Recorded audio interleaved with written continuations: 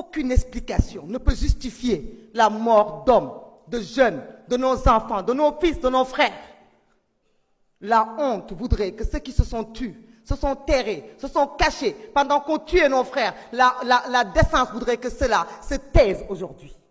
Se taire au plus loin, n'ose pas porter la parole. Mais nous sommes en démocratie. C'est la démocratie qui permet aux uns et aux autres de parler. Cette chère démocratie pour laquelle nos jeunes se sont battus. Cette chère démocratie pour laquelle des gens ont perdu la vie. Nous comptons les morts que nous avons trouvés enterrés. Rappelons-nous aussi de ceux-là qui ont fui pour ne pas mourir. Qu'est devenu Papito Kara?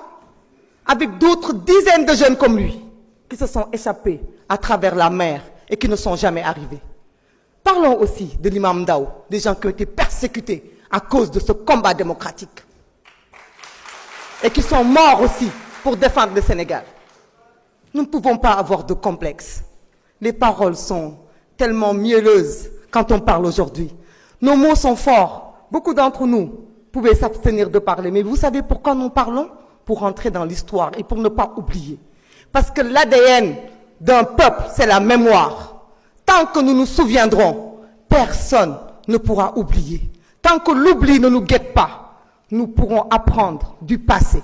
Certains nous disent l'amnistie. Vous avez pris ce qui est bon. Oui, nous avons pris ce qui est bon de cette amnistie. Parce que ce qui est bon, c'est le choix du peuple sénégalais, souverain. Un peuple ne se trompe pas. On ne peut pas jeter l'amnistie. Parce que jeter l'amnistie, c'est revenir sur la décision du peuple souverain d'avoir élu le président Bassirou Diomaye Faye, emprisonné arbitrairement.